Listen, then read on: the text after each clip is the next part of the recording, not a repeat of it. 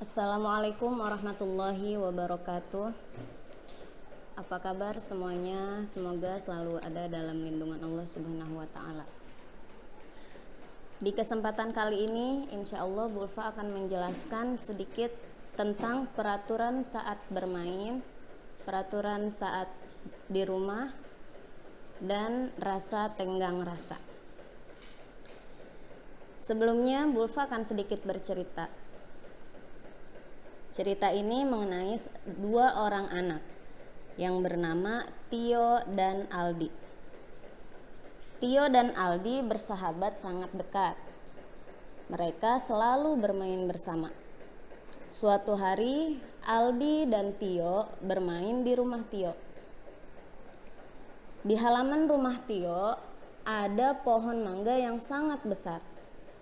Pohon mangga itu sedang berbuah. Jadi buahnya sangat banyak. Tio mengajak Aldi untuk memanjat pohon tersebut. Sedangkan Aldi tidak bisa memanjat pohon.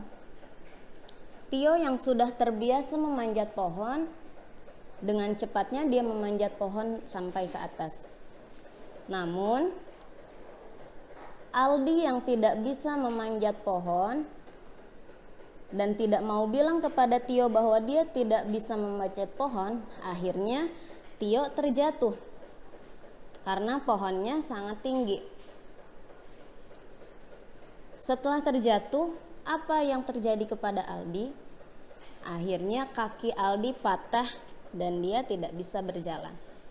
Sehingga selama beberapa hari Aldi dan Tio tidak bisa bertemu karena Aldi hanya mampu bermain di kamarnya saja.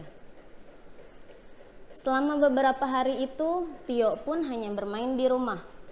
Dia bermain menggunakan peralatan yang ada di rumah, seperti bermain handphone, bermain permainan yang lain yang hanya bisa dimainkan di rumah.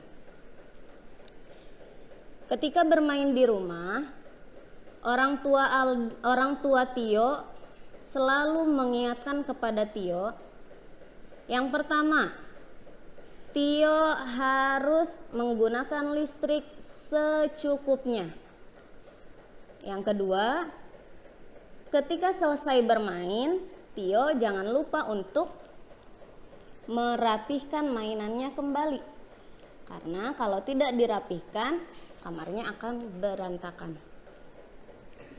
Lalu setelah beberapa hari berlalu, Tio mempunyai inisiatif untuk menjenguk Aldi sahabatnya. Karena dia pun ingin tahu bagaimana keadaan Aldi sekarang.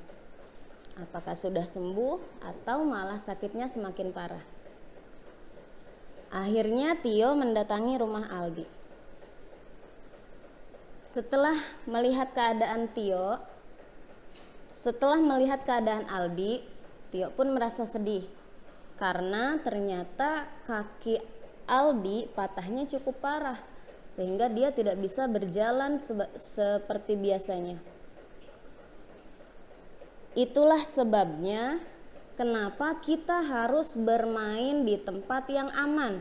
Tidak boleh memanjat-manjat pohon yang tinggi, tidak boleh bermain di jalan raya, dan tidak boleh bermain di tempat yang dekat dengan jurang karena bahayanya sangat tinggi. Jadi ketika kita bermainlah di tempat yang aman. Jangan seperti Tio dan Aldi yang bermain di pohon mangga yang tinggi sehingga Aldi terjatuh dan kakinya luka, kakinya patah. Tidak bisa jalan seperti biasanya lagi. Setelah itu, Tio yang mengetahui keadaan Aldi sekarang, yang mengetahui bahwa kaki Aldi tidak bisa berjalan seperti biasanya, namun Tio tetap menerima Aldi sebagai sahabatnya. Karena Tio mempunyai rasa tenggang rasa atau kepedulian terhadap sesama. Jadi walaupun Aldi tidak bisa berjalan seperti biasanya, Tio tetap mau menemaninya. Nah, dari cerita tadi kita bisa mengambil kesimpulan bahwa kita harus bermain di tempat yang aman. Tidak boleh bermain di tempat yang tinggi seperti memanjat pohon. Tidak boleh juga bermain di jalan raya karena banyak sekali kendaraan yang lalu lalang. Dan akhirnya kalau kita tidak berhati-hati, maka kecelakaan-kecelakaan itu akan terjadi. Yang kedua adalah berkata jujur ketika kita tidak bisa melakukan sesuatu. Jangan seperti Aldi tadi. Aldi tidak mau berkata jujur kepada Tio bahwa dia tidak bisa memanjat pohon, dan akhirnya dia celaka karena dia tidak mau berkata jujur. Dan ketika kita sedang di rumah, kita bermain di rumah, kesimpulan yang kita bisa ambil adalah yang pertama, gunakan listrik secukupnya. Ketika kita sudah tidak membutuhkannya, maka matikan listrik tersebut. Sama halnya dengan air. Air juga sama. Jangan pernah lupa mematikan keran air. Jadi pakailah air secukupnya. Selanjutnya yaitu kembali merapikan mainan setelah kita selesai bermain. Jangan sampai orang tua kita marah karena kita lupa merapikan mainan tersebut. Jadi rumahnya berantakan.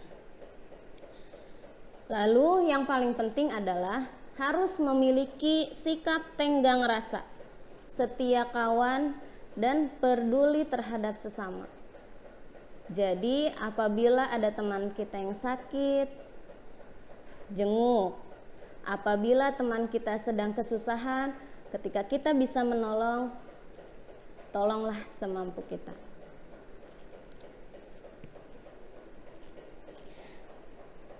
Rupanya cukup sekian yang dapat Bu Ulfa sampaikan.